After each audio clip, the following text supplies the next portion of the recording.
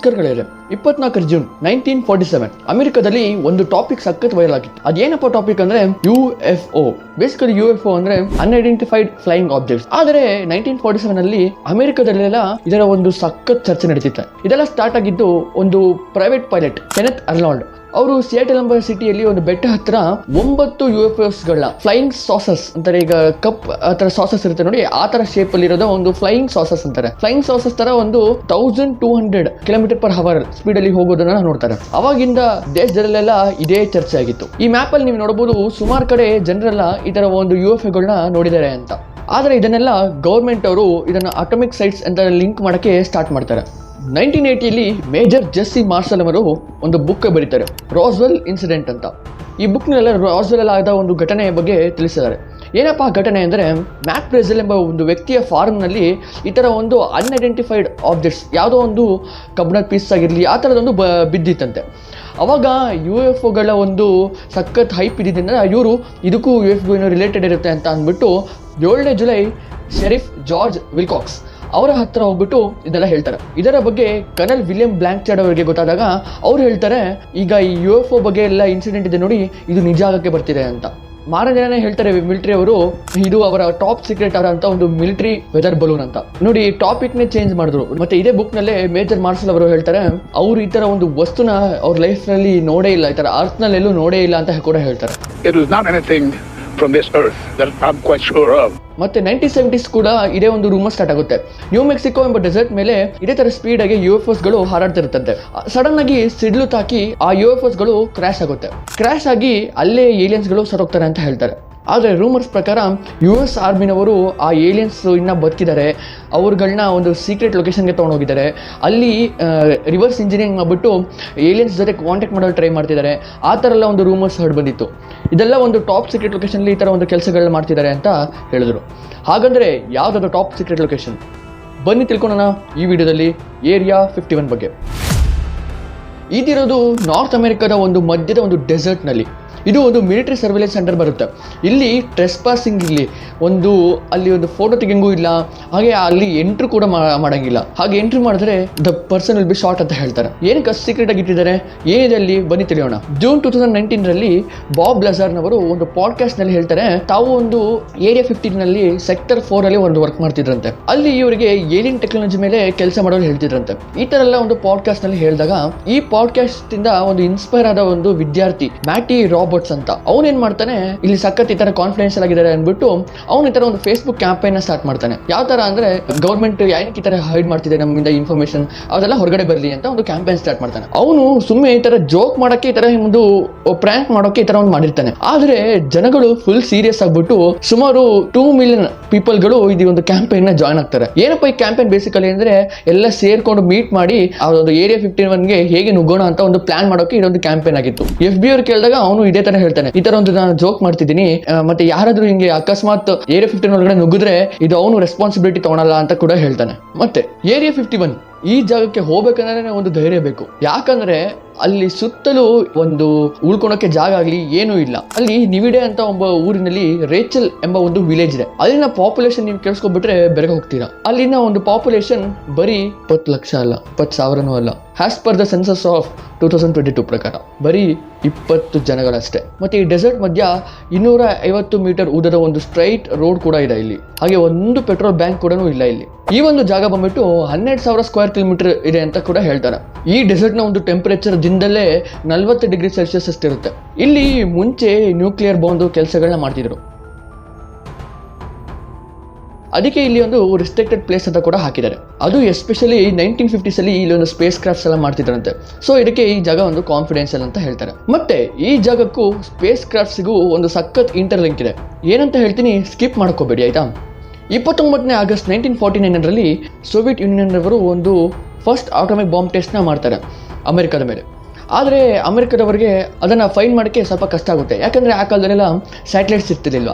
ಇದಕ್ಕಾಗಿಯೇ 1953 ಪ್ರೆಸಿಡೆಂಟ್ ಹೈಸನ್ಹೋವರ್ ಅವರು ಒಂದು ಕೋವರ್ಟ್ CIA ಆಪರೇಷನ್ ಸ್ಟಾರ್ಟ್ ಮಾಡ್ತಾರೆ. ಆ ಪ್ರಾಜೆಕ್ಟ್ ನ ಹೆಸರು ಬಂದ್ಬಿಟ್ಟೆ ಪ್ರಾಜೆಕ್ಟ್ ಅಕ್ವಾಟೋನ್ ಅಂತ.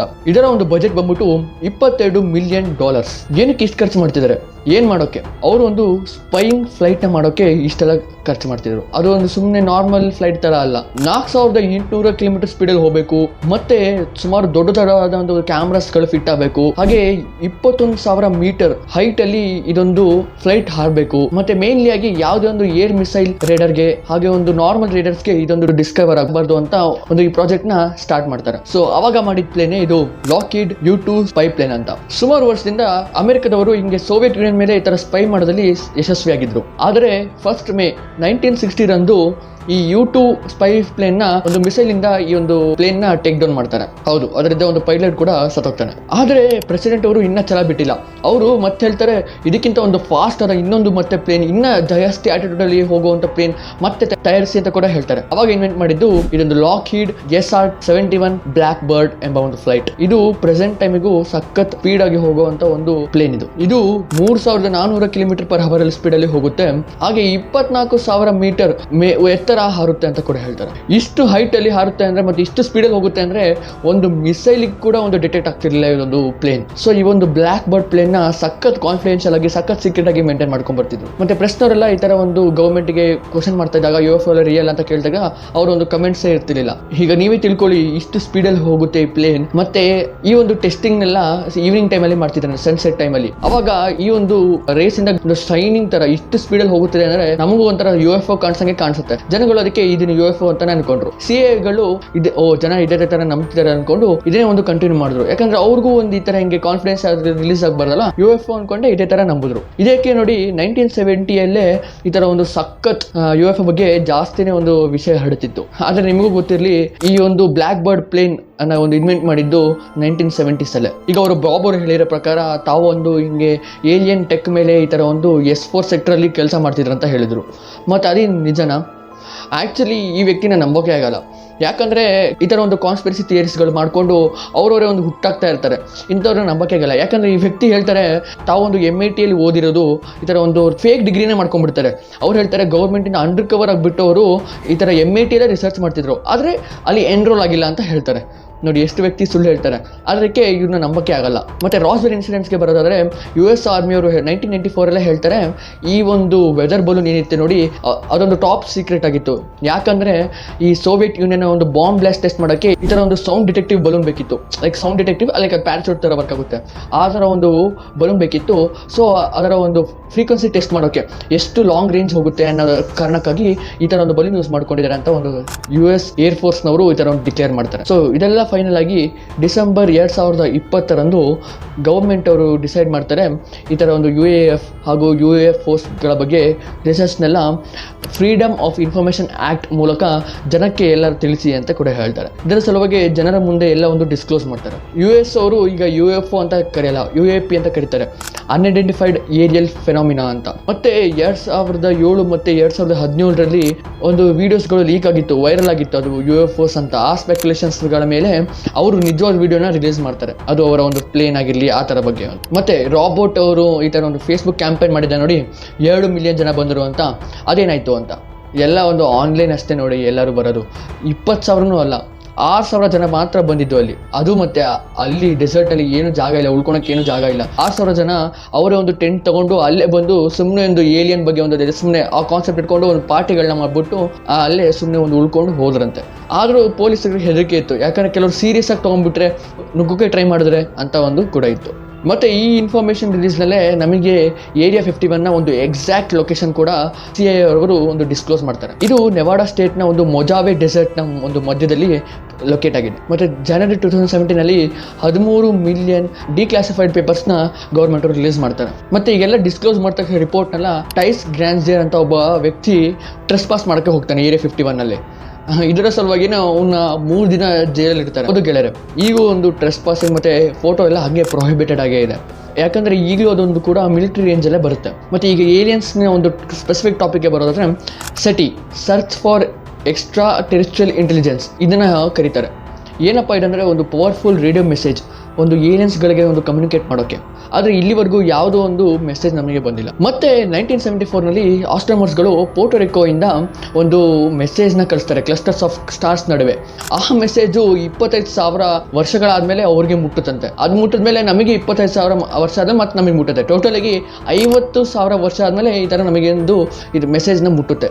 ಯಾರಾದರೂ ಔಟರ್ ಯೂನಿವರ್ಸಲ್ಲಿ ಯಾರಾದರೂ ಒಬ್ಬರು ಇದ್ದರೆ ಅಥವಾ ಏಲಿಯನ್ಸೇ ಇದ್ದರೆ ಅಂದ್ಕೊಳ್ಳಿ, ಅವರು ಈ ಥರ ಒಂದು ರಿಪ್ಲೈ ಮಾಡಿದ್ರೆ ನಮಗೆ ಹಿಂಗೆ 50 ವರ್ಷ ಆದಮೇಲೆ ಈ ಥರ ಒಂದು ಸಿಗುತ್ತೆ. ಹಾಗಾದರೆ ಆ ಮೆಸೇಜಲ್ಲಿ ಏನಿತ್ತು ಬನ್ನಿ ತಿಳಿಸ್ತೀನಿ ನೋಡಿ. ಇದು ಒಂದು ಅವರ ಒಂದು ಕೋಡೆಡ್ ಮೆಸೇಜ್ ಅಂತ ಹೇಳ್ಬೋದು. ಈ ಮೆಸೇಜಲ್ಲಿ ಏನಿದೆ ಅಂತ ನೋಡಿ. ಮೊದಲಿಗೆ 1 ರಿಂದ 10ವರೆಗೆ ಒಂದು ನಂಬರ್ಸ್ಗಳ ಒಂದು ಪಿಕ್ಟೋಗ್ರಾಮ್ನ ಮಾಡಿದ್ದಾರೆ. ಇನ್ನೊಂದು ಆಟಮ್ ಕಾರ್ಬನ್ ಅಂಡ್ ಹೈಡ್ರೋಜನ್ನ ಇನ್ಕ್ಲೂಡ್ ಮಾಡಿದ್ದಾರೆ. ಮತ್ತೆ DNA ನ ಒಂದು ಸ್ಪೈರಲ್ ಸ್ಟ್ರಕ್ಚರ್ ಕೂಡ ಇಲ್ಲಿ ಒಂದಿದೆ. ಮತ್ತೆ ಹ್ಯೂಮನ್ ಒಂದು ಅರ್ತ್ ಪಾಪ್ಯುಲೇಷನ್ ಹೇಗೆ ಕಾಣಿಸ್ತಾರೆ ಅಂತ ಒಬ್ಬ ವ್ಯಕ್ತಿನ ಒಂದು ರಿಪ್ರೆಸೆಂಟ್ ಮಾಡಿದ್ದಾರೆ. ಮತ್ತೆ ಅರ್ತ್ ನ ಪೊಸಿಷನ್ ಸೋಲಾರ್ ಸಿಸ್ಟಮ್ ಅಲ್ಲಿ ಎಲ್ಲಿದೆ ಅಂತ ಕೂಡ ಒಂದು ಇದರಲ್ಲಿ ತಿಳಿಸಿದ್ದಾರೆ. ಮತ್ತೆ ಯಾವ ಒಂದು ಟೆಲಿಸ್ಕೋಪ್ ಇಂದ ಇದು ಮೆಸೇಜ್ ಸೆಂಡ್ ಮಾಡಿದ್ದಾರೆ ಅಂತ ಕೂಡ ಇದು ಹೇಳಿದ್ದಾರೆ. ಆದ್ರೆ ಇಲ್ಲಿವರೆಗೂ ಏನು ಒಂದು ರಿಪ್ಲೈ ಕೂಡ ಬಂದಿಲ್ಲ. ಕೆಲವೊಂದು ಆಧಾರ ರಾಸ್ವೆಲ್ ಇನ್ಸಿಡೆಂಟ್ ಮತ್ತು SCTI ಇದರ ಒಂದು ಇನ್ಫಾರ್ಮೇಶನ್ಸ್ ನೆಲ್ಲ ನಮಗೆ ಒಂದು ಎನ್ಸೈಕ್ಲೋಪೀಡಿಯಾದಲ್ಲಿ ಸಿಕ್ಕಿದೆ. ಹಾಗೆ ಏಲಿಯನ್ಸ್ ನ ಒಂದು ಮಿಸ್ಟ್ರಿ ಬಗ್ಗೆ ಇನ್ನೂ ಒಂದು ಸಾಲ್ವ್ ಆಗೇ ಇಲ್ಲ. ಲೈಕ್ ಈಗ ಮೂವೀಸ್ ಇಂದ ಎಲ್ಲ ಒಂದು ಅದರ ಬಗ್ಗೆ ಒಂದು ಇನ್ಸ್ಪೈರ್ ಆಗಿ ಅದರ ಒಂದು ಮೂವೀಸ್ ಮಾಡ್ತಿದ್ದಾರೆ. ಅದರಿಂದ ನಮಗೇನು ಅನ್ಸುತ್ತೆ, ಓ ಏಲಿಯನ್ಸ್ ಇದ್ದಾರೆ ಅಂತ ಕೂಡ ಒಂದು ಬಿಲೀಫ್ಸ್ ಇದೆ. ಆಮೇಲೆ ಕೆಲವೊಂದು ಕಾನ್ಸ್ಪಿರಸಿ ಥಿಯರಿ ಹಿಂಗೂ ಇರುತ್ತೆ, ನಮ್ಮನ್ನೆಲ್ಲ ಏಲಿಯನ್ಸ್ಗಳೇ ಮಾಡಿ ಈ ಥರ ಭೂಮಿಗೆ ಕಳಿಸಿದ್ದು ಅಂತ ಕೂಡ ಹೇಳ್ತಾರೆ. ಇದೆಲ್ಲ ಇರೋದು ಒಂದು ಕಾನ್ಸ್ಪಿರಸಿ ಥಿಯರೀಸ್ಗಳೇ. ಸೊ ಇದು ಒಂದು ಮಿಸ್ಟರಿಕಲ್ ಆದ ಒಂದು ವಿಡಿಯೋ. ಇನ್ಫಾರ್ಮೇಟಿವ್ ಅನ್ಸಿದ್ರೆ ಆದಷ್ಟು ಹೆಚ್ಚು ಜನಕ್ಕೆ ಒಂದು ಶೇರ್ ಮಾಡಿ. ಸೊ ಸಿಗೋಣ ಮುಂದಿನ ವಿಡಿಯೋದಲ್ಲಿ. ಧನ್ಯವಾದಗಳು.